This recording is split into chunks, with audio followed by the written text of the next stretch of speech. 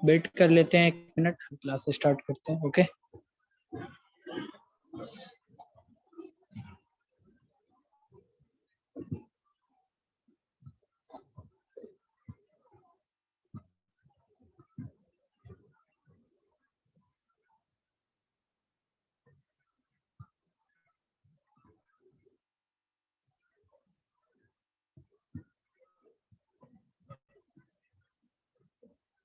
चलो ठीक है, स्टार्ट करें।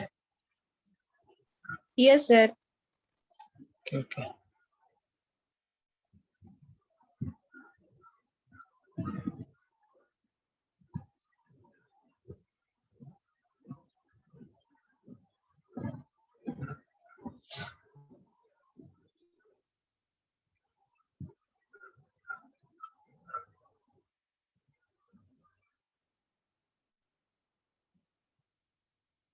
एवरेशन टेस्ट कहाँ तक बता दिए थे तुम्हारा?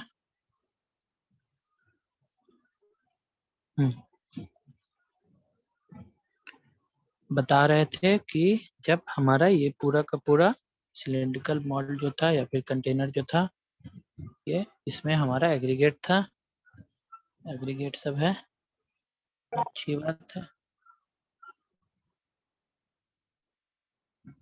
ठीक है। इसी में हमारा था स्टील बॉल,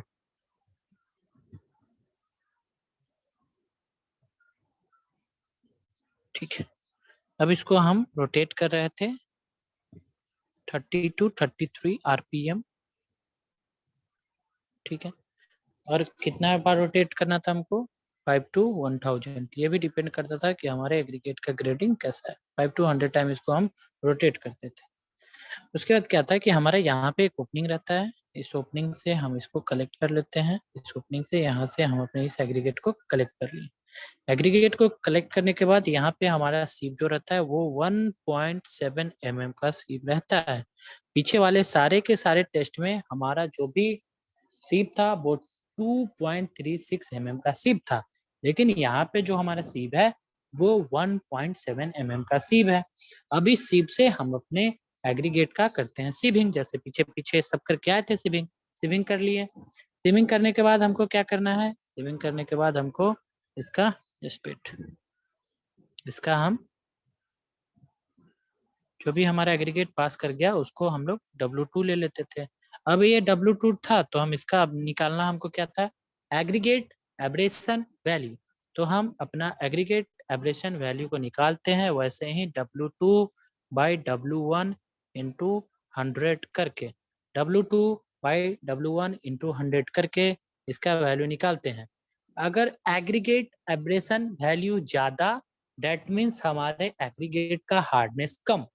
तो इसको हम जैसे कि पीछे हम लोग अपने सारे के सारे टेस्ट में हर एक चीज का वैल्यू निकाल लेते हैं, aggregate crushing value, aggregate impact value. तो हमको पता था कि अगर एग्रीगेट क्रशिंग वैल्यू ज्यादा है तो हमारे एग्रीगेट का स्ट्रेंथ कम है, अगर एग्रीगेट इम्पैक्ट वैल्यू ज्यादा है तो हमारे एग्रीगेट का टफनेस कम है। वैसे ही अगर aggregate impact aggregate abrasion value ज्यादा है तो इसका मतलब हमारे एग्रीगेट में वियर एंड टियर ज्यादा होगा, हमारे एग्रीगेट में एब्रेशन ज्यादा होगा। डेट मीन्स यहाँ पे हम ऐसा बोल सकते हैं क्या? Aggregate abrasion value is directly proportional to 1 by hardness, 1 by hardness, ऐसा बोल सकते हैं क्या? Yes sir. बोलो। ओके चलो ठीक है। चलो नेक्स्ट है कि यहाँ पे हमारा जो भी IRC है वो भी अपना एक वैल्यू दे देता है कि अगर तुम्हारा सरफेस कोर्स है, अगर तुम्हारा सरफेस कोर्स है, इसे देखो सरफेस कोर्स है तो उसमें एग्रीगेट जो तुम्हारा एब्रेशन वैल्यू होना चाहिए वो 30% से ज़्यादा नहीं होना चाहिए। अगर तुम्हारा बेस कोर्स है, अगर तुम्हारा बेस कोर्स है तो उस केस में तुम्हारा 50% से ज़्यादा नहीं होना चाहिए। तो ये हमारा अभी तक जो भी टेस्ट परफॉर्म कर रहे थे उस टेस्ट को परफॉर्म करने के बाद इतना ही तक हम लोग अपने टेस्ट में लिमिट थे। तो हम अपने एग्रीगेट एब्रेशन वैल्यू को निकाल के यहाँ तक हमारा IRC जो वैल्यू बताया यहाँ तक हम पहुँच गए। एक बार फिर से रिपीट करते हैं। फिर इसमें एक कंसेप्ट और बचा हुआ है जो कि बताना है तुम लोग को कि गेट या फिर USC में क्वेश्चन पूछ देता है कि कोफिशिएंट ऑफ हार्डनेस हम लोग कैसे निकालते हैं। तो ये थोड़ा सा टेस्ट से अलग का कंसेप्ट है, क्योंकि इसको क्लास में बताते हैं, लेकिन अभी हार्डनेस चल ही रहा है तो इसको यहीं पे हम बता देते हैं कि हम लोग कोफिशिएंट ऑफ हार्डनेस को कैसे निकालते हैं, क्योंकि यहाँ तक पहुंच गए हैं तो इससे आगे का बस एक स्टेप है जिसमें हम लोग कोफिशिएंट ऑफ हार्डनेस को निकालते हैं। उस हार्डनेस को निकाल के लैब मैनुअल में देख लेते हैं, फिर इसका वीडियो देखते हैं। तो क्या है कि कैसे कैसे टेस्ट किए, एब्रेशन टेस्ट से हम अपने एग्रीगेट के हार्डनेस को चेक करते हैं, हम अपने एग्रीगेट के एब्रेशन को टेस्ट करते हैं, हम अपने एग्रीगेट के वियर एंड टियर को टेस्ट करते हैं। इसके लिए हमारे पास एक सिलेंडर, इसके लिए हम लोग aggregate impact value aggregate abrasion value निकालते हैं। जो हमारा एग्रीगेट एब्रेशन टेस्ट होता है वो हम लोग 3 टाइप से परफॉर्म कर सकते हैं।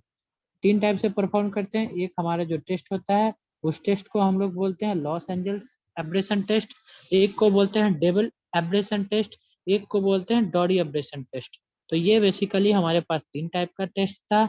लॉस एंजल्स वाला जो टेस्ट है उसको हमको आईआरसी बोला कि इसको अडॉप्ट करो। 2 चीज बताएं, एब्रेशन और एट्रिशन में क्या अंतर है। एब्रेशन का मतलब 2 डिफरेंट मटेरियल के बीच में रबिंग हो, एट्रिशन का मतलब 2 सेम मटेरियल के बीच में रबिंग हो। फिर हमारा जो टेस्ट था लॉस एंजल्स टेस्ट, उसमें क्या क्या परफॉर्म करते हैं, हम स्टील बॉल्ब लेते हैं, वो जो भी स्टील बॉल्ब होता है उसका साइज जो 48 mm के आसपास होता है। जो भी हमारा स्टील बॉल होता है उसका वेट 340 टू 450 या फिर 445 ग्राम के आसपास होता है।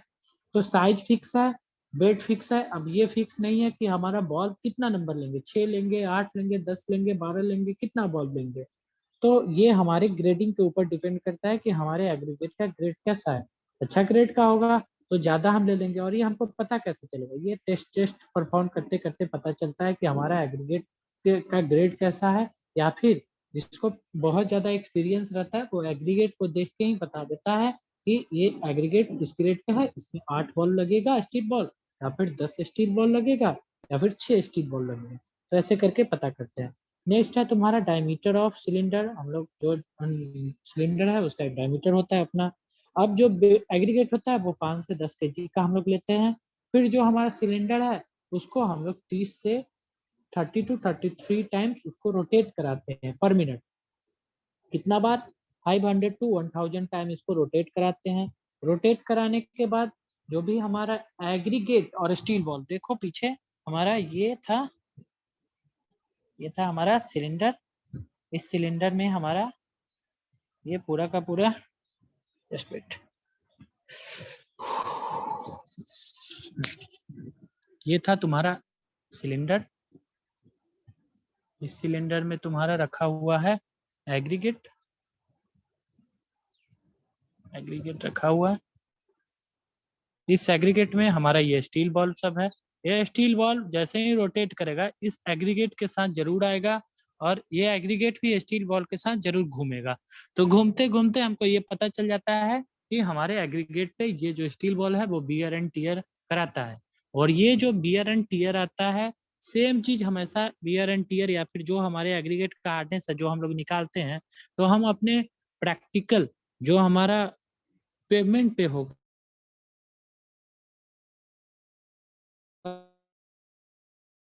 जो पेमेंट के ऊपर चलेगा, तो पेडेस्ट्रियन चल सकते हैं, जो भी चलेगा उसके कारण जो है साथ हम स्टील बॉल के वैल्यू को इनकलकेट कर को परफॉर्म करते हैं। नेक्स्ट था तुम्हारा कि जब ये सारा का सारा कर पास कराते हैं, टू आता है एग्रीगेट एब्रेशन वैल्यू को निकलते हैं। अगर एग्रीगेट एब्रेशन वैल्यू ज्यादा दैट मीन्स हार्डनेस कम, अगर एग्रीगेट तो जो भी एग्रीगेट एब्रेशन वैल्यू था वो हमारा इनवर्सली प्रोपोर्शनल टू हार्डनेस का था। वैसे ही पीछे जो भी वैल्यू था उसको इनवर्सली प्रोपोर्शनल मान सकते हो। उसको इनवर्सली, जैसे कि क्रशिंग इनवर्सली प्रोपोर्शनल था तुम्हारा स्ट्रेंथ का, ये तुम्हारा टफनेस का। तो ऐसे करके सारे के सारे वैल्यू को तुम याद रखना। नेक्स्ट था कि सरफेस कोर्स के लिए हमारा आईआरसी बोला कि एग्रीगेट एब्रेशन वैल्यू 30% से ज्यादा नहीं। बेस कोर्स के लिए बोला कि एग्रीगेट एब्रेशन वैल्यू तुम्हारा 50% से ज्यादा नहीं। अब आगे चलते हैं जो कि बताएं कि ये क्वेश्चन तुम्हारे गेट में पूछता है या फिर ये इसमें पूछता है, क्वेश्चन भी तुमको दिखा दे कि हम यहाँ पे एक नया चीज निकालते हैं जिसको बोलते हैं कोफिशिएंट ऑफ हार्डनेस। एक नया चीज निकालते हैं जिसको बोलते हैं COE, लिखा हुआ है coefficient of hardness. Coefficient of hardness, ये कोफिशिएंट ऑफ हार्डनेस हम लोग कैलकुलेट करते हैं।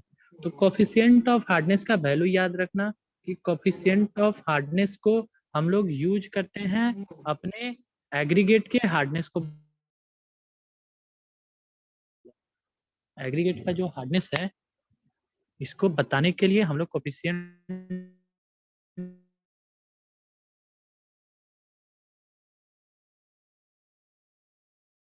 जो हमारा एक पैरामीटर है क्या चीज के लिए, हमारे हार्डनेस ऑफ एग्रीगेट को रिप्रेजेंट करने के लिए। तो इससे हमको क्वेश्चन पूछ देता है कि हम कोफिशिएंट ऑफ हार्डनेस कैसे निकालते हैं। तो COF is equal to empirical relation है, इसलिए याद रखना COF is equal to 20 minus loss of weight in gram by 3। ये तुम्हारा इंपेरिकल रिलेशन है, इसको ध्यान रखना। क्या बताएं, ये बताएं कि जो तुम्हारा कोफिशिएंट ऑफ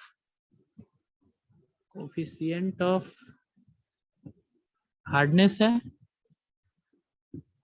हार्डनेस इसको बोलो COH, coefficient of hardness. COH यानी coefficient of hardness is equal to 20 minus loss of weight in gram by 3। अब loss of weight in gram कैसे आएगा हमको, कोई बताओगे? W1 माइनस W2 कर देंगे सर। Okay good. जो हम लोग W1 माइनस W2 करेंगे वो हमारा लॉस ऑफ बिट आ जाएगा।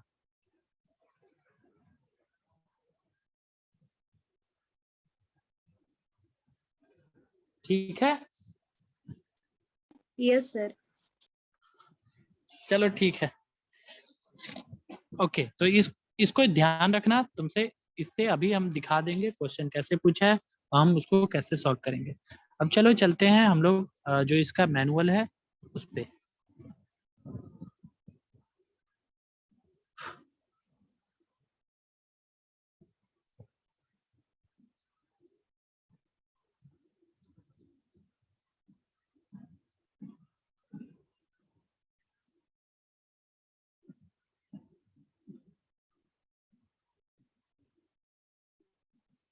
चलो ये था तुम्हारा टेस्ट, कहाँ गया? Abrasion test, impact test complete, aggregate crushing strength test complete. आज एब्रेशन भी कंप्लीट ही हो गया। चलते हैं टेस्ट नंबर 11।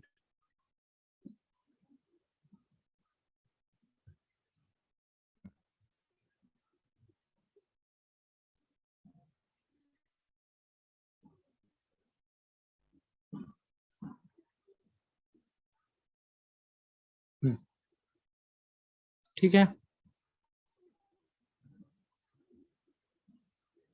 कोई एक जने स्टार्ट हो जाओ। कौन स्टार्ट करेगा? संदीप तुम ही पढ़ना स्टार्ट करो ऊपर से। Yes. पढ़ो। हाँ To determine the aberration value of given aggregate sample by conducting Los Angeles aberration एक test. मिनट, तुम्हारे पीछे कुछ आवाज आ रहा है, क्या चीज का आवाज आ रहा है? हाँ सर, थोड़ा पूजा है सर, वही थोड़ा गीत गा रही है लेडीज लोग। अच्छा ठीक है तो तुम भी स्टार्ट रहो। धीरे धीरे बोलना, बहुत तेजी से बोलो, धीरे धीरे बोलो ताकि सब Yes, सुने sir. और सब समझे। फिर जहाँ जरूरत पड़ेगा हम बताते हैं। पढ़ते जाओ, तुम Okay. एम पढ़ो इसका पहले। To determine the aberration value of given aggregate sample by conducting Los Angeles aberration test. ठीक है, समझ में आ गया कि हमको अपने एग्रीगेट के एब्रेशन वैल्यू को निकालना है। क्या चीज से? लॉस एंजल एब्रेशन टेस्टिंग से। चलो आगे चलो, ये था हमारा Apparatus. एम। हाँ एपरेटस बताओ। Los Angeles machine with inside diameter 70 centimeter and inside length of 50%. Abrasive charges. चलो But ठीक sir, है आगे चलो।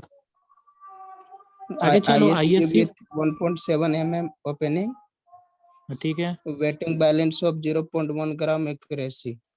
गुड, ठीक है। तो देखो ये हमारे पास लॉस एंजल्स एब्रेशन मशीन था जिसका इनसाइड डायमीटर 70 सेंटीमीटर बोला और इसका इनसाइड लेंथ बोला 50% ऑफ एब्रेसिव चार्ज। यहाँ पे इसका कुछ मिस है, मिस प्रिंट है। 50% लेंथ एब्रेसिव चार्ज कुछ होता नहीं है, तो इसको यहाँ पे मिस्टेक है, तो इसको छोड़ दो। इसका लेंथ क्या होता है वो बाद में हम लोग देख लेंगे या फिर इसको सुधार के बता देंगे। चलो ISC के बारे में बता दिए कि 1.7 mm का ओपनिंग रहता है ISC का। इसको हम लोग जो हमारा एग्रीगेट आई थिंक जब उसका बियर एंड टीयर हो जाता है उसके बाद जो हमारा एग्रीगेट आता है, तो इसी सीव से जो है हम लोग उसको अपना सीविंग करते हैं। और बेइंग बैलेंस हमको पता है कि ज़्यादा एरर ना हो, इसलिए इतना एक्यूरेसी तक का हम लोग अपने बेइंग बैलेंस को रखते हैं। चलो नेक्स्ट, अब तुम म्यूट कर लो अपने आप को। अब कौन बताएगा? Yes. Ranjan Kumar. Ranjan. Yes sir. Ranjan, okay. Ranjan आगे तुम इसका थ्योरी बताओ सबको कि थ्योरी क्या है इसका। आराम से धीरे धीरे बताओ, जैसे कि ये संदीप बताया, यहाँ हमको Yes, sir. जरूरत पड़ेगा वहाँ पे तुमको बताएंगे, बाद बाकी सब कुछ हम बता चुके हैं, थ्योरी सबको बताओ। Abrasion is measure of resistance to wear or hardness. It is an essential property for road aggregates, especially when used in wearing courses. Due to the movement of traffic, the road stones used in the surfacing courses are subjected to wearing action at the top. When traffic moves on the road, the soil particles, sand, which comes between the wheel and road surfaces, causes abrasion on the road stone. The abrasion test on aggregate is found as per IS 2386 Part 4. Good good, एक minute. अभी तक पीछे जो भी हमारा test आया था वो IS 2386 का ही सारा का सारा पार्ट जाता था। मतलब किसी का पार्ट 2 था, किसी का पार्ट 3 था, किसी का पार्ट 4 था। इसका ध्यान दो, इसका पार्ट 4 है। इसके आगे हमारा इम्पैक्ट टेस्ट था, आई थिंक इम्पैक्ट टेस्ट था। देखते हैं उसका क्या पार्ट था। सॉरी, ध्यान देना, ये भी हम बताए थे कि अब क्वेश्चन यहाँ से भी पूछ ले रहा है कि तुम्हारा जो ये एवरेशन टेस्ट है, ये IS कोड कौन सा IS कोड का है? तो IS कोड 2386 का है। ये पार्ट 4 में इसको डिफाइन किया गया। अब इम्पैक्ट वाले को किस में डिफाइन किया गया? ये क्रशिंग वाले को भी तुम्हारे पार्ट 4 में डिफाइन किया गया। इम्पैक्ट वाले को भी ध्यान दो, इम्पैक्ट वाले को किस में डिफाइन किया गया?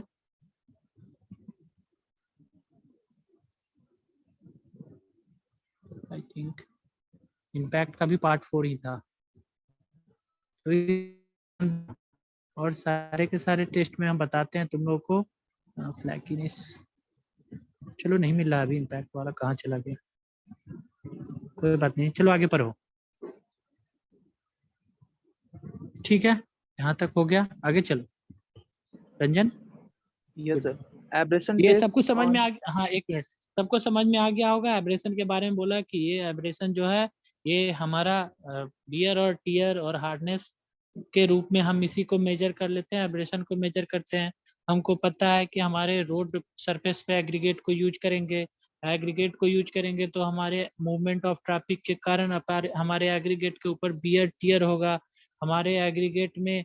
इसीलिए हम अपने एग्रीगेट के हार्डनेस को चेक कर लेते हैं ताकि हमारा जो भी एग्रीगेट हो वो वियर एंड टीयर से बचे या फिर एक एडिक्वेट हार्डनेस हमारे पेमेंट को प्रोवाइड करे। उसके बाद जो हमारा ये एब्रेशन टेस्टिंग एग्रीगेट का IS 2386 पार्ट 4 से हमारा डिफाइंड है। आगे चलते हैं, आगे बताइए, चलिए आगे। Ranjan. Abrasion tests on aggregates are generally carried out by any one of the following methods: Los Angeles abrasion test, Devil abrasion test, Dory abrasion test. Good, तो ये तीनों टेस्ट आई थिंक हम बताए थे कि हम लोग लॉस एंजल्स एब्रेशन टेस्ट को यूज करते हैं, हम लोग डबल एब्रेशन टेस्ट को यूज करते हैं, हम लोग डोरी एब्रेशन टेस्ट को यूज करते हैं। आगे Los Los Angeles. Angeles abrasion test.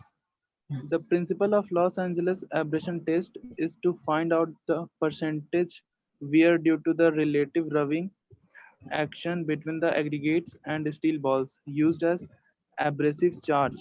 Pounding action of these balls also exists while conducting the test. maximum allowable Los Angeles aberration values of aggregates in different types of pavement layers as per Indian Road Congress are: first, for sub-base courses, a value of 60%. For base course such as WBM, WPM का bituminous मतलब water bond macadam, Wat- आगे bituminous macadam, waterborne macadam, bituminous macadam, built-up spray grout, base course, and etc. value of 50%. हाँ। तो हमारा abrasion testing में के बारे में बताया कि हम लोग एब्रेशन टेस्टिंग में एब्रेशन कराते हैं, और जो हमारा एब्रेशन होता है वो हमारा स्टील बॉल और जो एग्रीगेट है उसके बीच में होता है। हमारा दो डिफरेंट मटेरियल है तो एब्रेशन होगा। तो ठीक है, यही सब बताया। फिर बताया कि हमारा IRC जो है सब बेस कोर्स के लिए, और जो भी हमारा WBM, फिर हमारा BM मतलब बिटुमिनस मैकेडम, ये बाद बाकी बिल्ट अप स्प्रे ग्राउटिंग एक प्रोसेस होता है। आई थिंक तुम लोग जानते होगे, बिल्डिंग मटेरियल में पढ़े होगे ग्राउटिंग क्या होता है। एक होता है गंटिंग और एक होता है ग्राउटिंग। तो बताओगे ग्राउटिंग गंटिंग में क्या अंतर है? यहाँ पे एक वर्ड आ गया ग्राउट, इसलिए हम पूछ लिए। ग्राउट और गंट दो वर्ड होता है, एक होता है ग्राउटिंग, सर एक होता है ग्राउटिंग गंटिंग। के बारे में तो पता है सर, ये घंटे के बारे में नहीं पता है। कोई बताओगे? ओके, कोई बात नहीं है। तो कल तुम लोग का, कल मेरा सुबह क्लास है, पता करके आना ग्राउटिंग क्या होता है, गंटिंग क्या होता है। ग्राउटिंग भी एक प्रोसेस है और GUNTING गंटिंग भी तुम्हारा एक प्रोसेस है। दोनों में थोड़ा सा बस बेसिक डिफरेंस होता है ग्राउटिंग और गंटिंग में। GROUTING grouting. ये सारा का सारा तुम बिल्डिंग मटेरियल में मोटार जब चैप्टर पढ़ोगे, मोटार, तो वहां पे पढ़े होगे ग्राउटिंग और गंटिंग। गंटिंग नहीं पता है तो कल हमको बताना। Okay okay sir. चलो ठीक है, नेक्स्ट आगे चलते हैं। ये सब कुछ हुआ। चलो कौन बता रहा था? रंजन। हाँ रंजन, पढ़ो आगे। तुम प्रोसीड्योर से पहले तक बताओ। For surface cores such as waterborne macadam, bituminous penetration macadam, built-up spray, grout binder cores, and etc., a value of 40%. ठीक If है, ये aggregates सारा का, हाँ चलो ठीक है, आगे बता दो। If aggregates are used in surface cores as bituminous carpet, bituminous surface dressing, single or two coats, cement concrete surface cores, and etc., a value of 35%. If aggregates are used in bituminous concrete, cement concrete pavement as surface cores, then aggregate abrasion value of 30% maximum.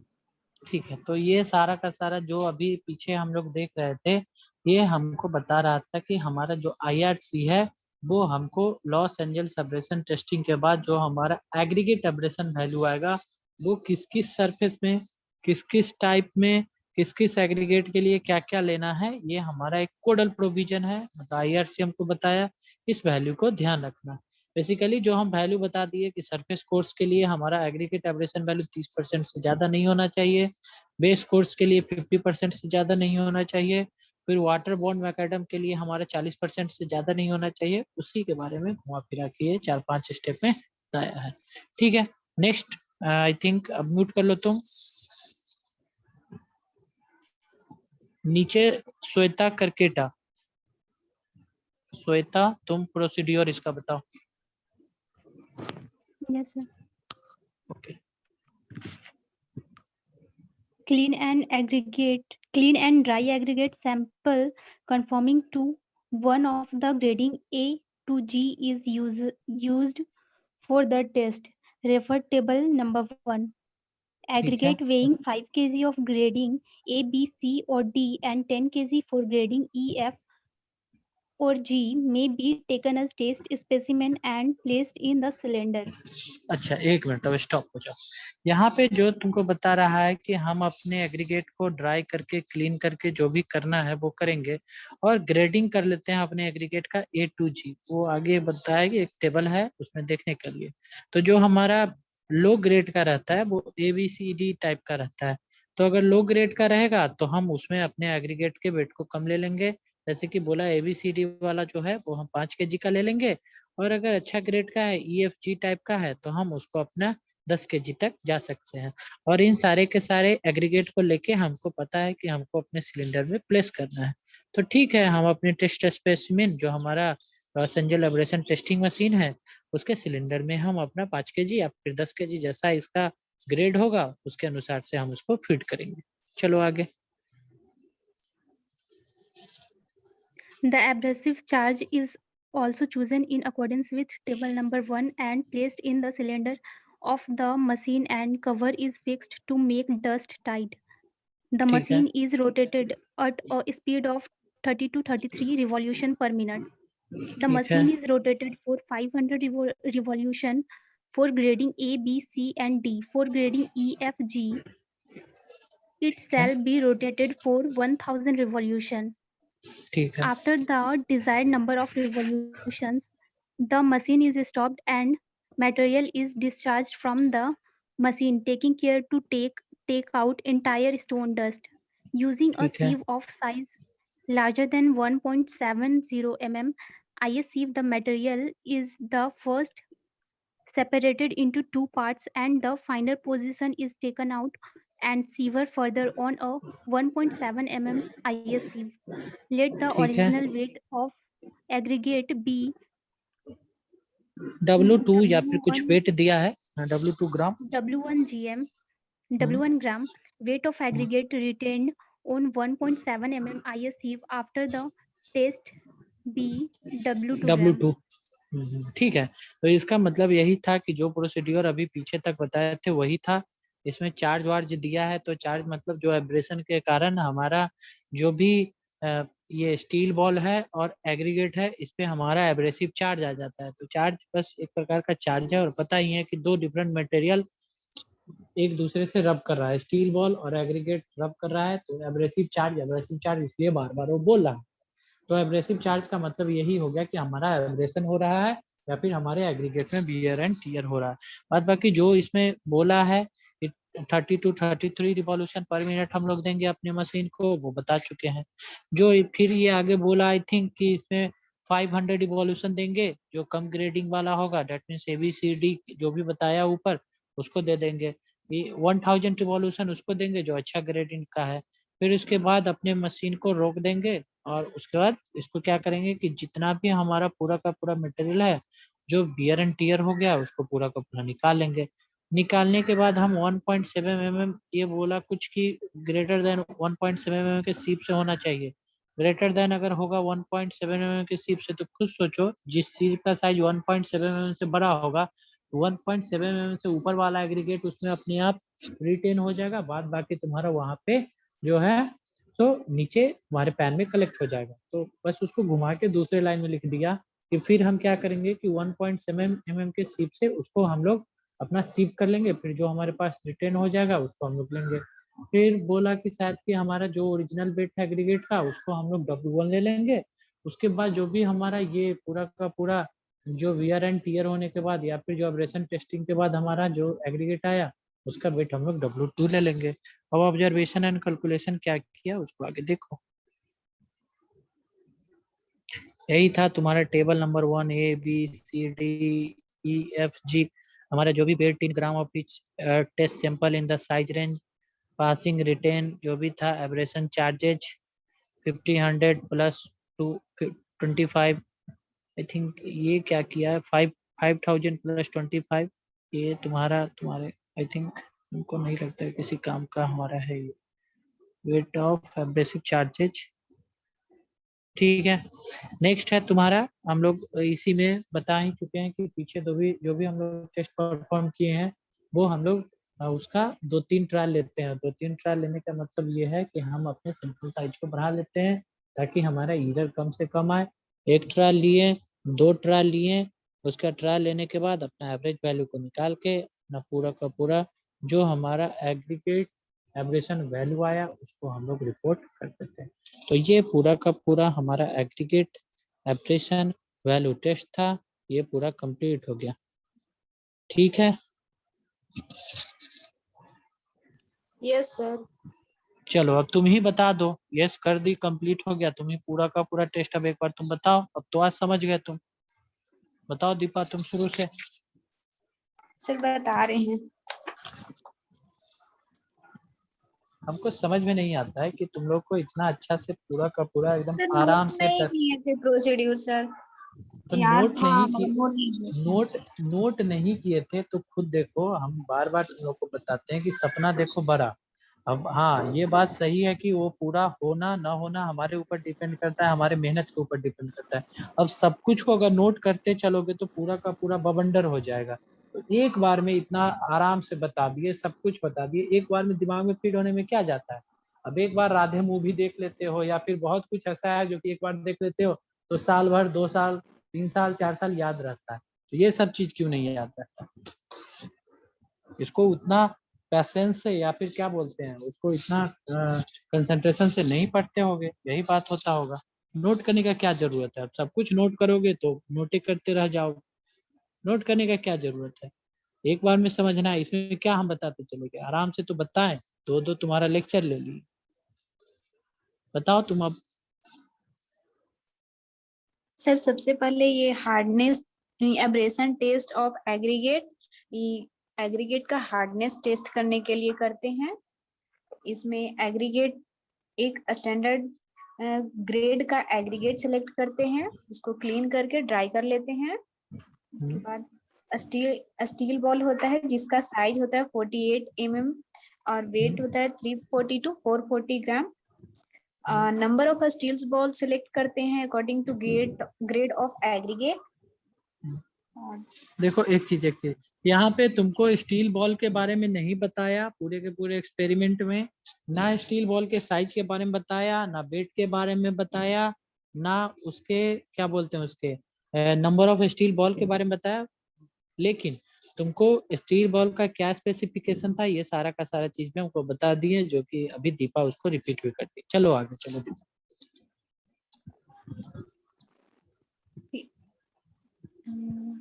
Sir steel ball और aggregate को abrasion testing machine में डालते हैं with cylinder जिसका dia होता है 70 centimetre.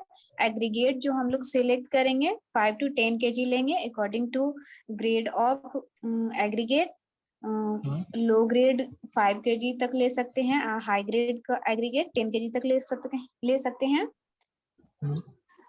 और abrasion testing machine में सिलेंडर को फिर हम रखेंगे और उसके बाद एब्रेशन टेस्टिंग मशीन का स्पीड रखेंगे 30 to 33 RPM और उसको रोटेट करेंगे 500 to 1000 times according to grade of aggregate. और फिर रोटेशन कंप्लीट होने के बाद जो मेरा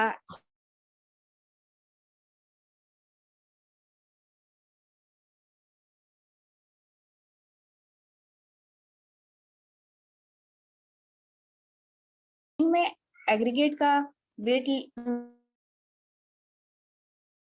लेंगे, जैसे 5 10 kg लिए होंगे उसका वेट लेंगे W1 और लास्ट में एग्रीगेट एब्रेसिव वैल्यू निकालते हैं W2 by W1 into 100। ठीक है, उसके बाद क्या करते? अगर एग्रीगेट एब्रेशन वैल्यू ज्यादा आएगा तो हार्डनेस मेरा कम होगा और एग्रीगेट एब्रेशन वैल्यू मेरा कम आता है तो हार्डनेस ज्यादा होगा। ठीक है, सरफेस कोर्स के लिए हमारा एग्रीगेट एब्रेशन वैल्यू कितना होना चाहिए? 30% से ज्यादा नहीं होना चाहिए सर, और बेस ठीक है, कोर्स के लिए 50% से ज्यादा नहीं होना चाहिए। ठीक है, और WBM के लिए, वाटर बॉन्ड मैकेडम के लिए 40% से ज्यादा नहीं होना चाहिए। चलो ठीक है। उसके बाद एक और चीज, एक और पैरामीटर बताएं जिससे कि हम लोग एग्रीगेट के हार्डनेस को रिपोर्ट करते हैं या फिर हमारा जो भी हार्डनेस ऑफ एग्रीगेट होता है उसको रिप्रेजेंट करते हैं। उस पैरामीटर को क्या बताएं? एक पैरामीटर और तुमको टेस्ट के टाइम बताएं कि हम एक पैरामीटर का यूज करते हैं जिससे कि हम लोग अपने एग्रीगेट के हार्डनेस को रिपोर्ट करते हैं। तो उस पैरामीटर को क्या बताएं? Hardness, coefficient of hardness. तो कोएफिशिएंट ऑफ हार्डनेस क्या होता है, उसको कैसे निकालते हैं? Sir 20 minus loss of weight in gram divided by 3 करके। ओके चलो ठीक है। तो आई थिंक सबको ये पूरा का पूरा टेस्ट क्लियर हो गया होगा। सबको क्लियर है?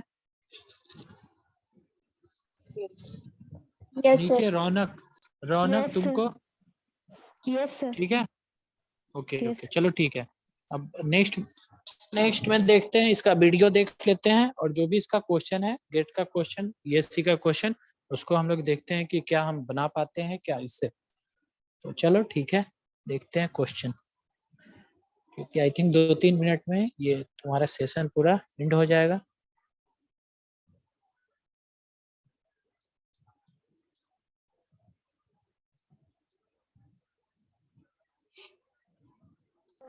सर जो सिलेंडर में हम लोग जो लेते हैं वो डायरेक्ट मतलब यूटीएम का ही सिलेंडर होता है या अलग से हम लोग उसमें ये रखते हैं सर एग्रीगेट क्या को?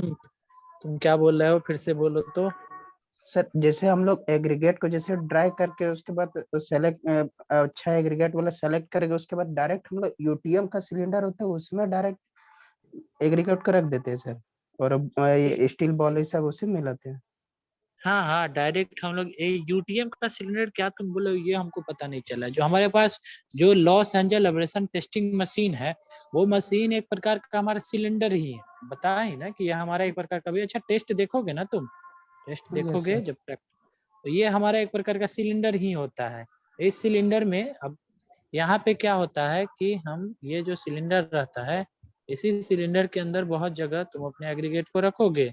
एग्रीगेट को रखने के बाद यहीं पे तुम्हारा ये पूरा का पूरा एग्रीगेट है, यहाँ पे तुम अपने स्टील बॉल को रख दोगे। बहुत जगह क्या रहता है कि जो तुम्हारा डेबल एब्रेशन टेस्टिंग मशीन है, वो मशीन तुम्हारा इस तरीके से रहता है। यहाँ पे तुम्हारा सिलेंडर है और इस सिलेंडर में यहाँ पे तुम्हारा जो है, यहाँ पे तुम्हारा ये पूरा का पूरा कंटेनर बना हुआ रहता है। ये बाहर में कंटेनर बना हुआ रहता है, ये अरेंजमेंट है, और यहीं पे तुम्हारा कंटेनर बना हुआ रहता है। और इन सारे के सारे कंटेनर में हम लोग अपने एग्रीगेट को फिट करते हैं, अंदर भी नहीं बाहर फिट करते हैं, बताए ना, इसको बाहर हम लोग फिट करते हैं ऐसे। और इसी में स्टील बॉल को रखते हैं, और इसका भी अरेंजमेंट रहता है वही पूरा का पूरा इलेक्ट्रिसिटी से। यहाँ से इसको पूरा हम लोग ऑपरेट करते हैं, 30 to 33 टाइम रोटेट करते हैं। मतलब ये घूमेगा, दैट मीन्स यहाँ से जो ये अटैच कंटेनर है ये भी घूमेगा। तो हम लोग यहाँ से भी जो डेबल एब्रेशन टेस्ट है, उसको हम लोग ऐसे परफॉर्म करते हैं। लॉस एंजल में तो अंदर रख के कर लेते हैं, डेबल एब्रेशन टेस्टिंग मशीन में हम लोग यहाँ पे बाहर इसको नीचे, जब वो ऊपर वाला नीचे आएगा तो कुछ ऐसा ही लुकिंग लाइक होगा। ये नीचे ऐसे आके रहता है, ये नीचे आके रहता है, इसको यहाँ पे पूरा नट बोल्ट से रहता है। इसको खोलते हैं, इसी में हम अपने एग्रीगेट को भर देते हैं, इसी में हम अपने स्टील बॉल को भर देते हैं, और पूरा का पूरा इसको रोटेट करते हैं। तो हमारा जो भी एग्रीगेट आएगा, उस एग्रीगेट को डायरेक्ट हम अपने टेस्टिंग मशीन में ही फीड करते हैं। या फिर जब अगर हमारा लॉस एंजल है तो अंदर फीड करेंगे, डेबल एब्रेशन है तो हम इसको बाहर अपना जो ये हमारा एक कंटेनर सब है, इसमें अपना स्टील बॉल को रख के अपना काम करने लगते हैं। ठीक है, यस सर। यस चलो ठीक है, ओके ओके चलो ठीक है। नेक्स्ट देखते हैं तुम्हारा क्वेश्चन, और देखते हैं तुम्हारा वीडियो।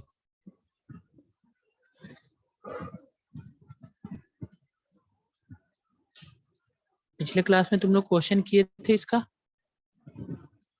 नहीं सर, इसका? सिर्फ वो अच्छा, इसका क्वेश्चन मैचिंग करवाए थे सर। मैचिंग वाला करवाए थे सर।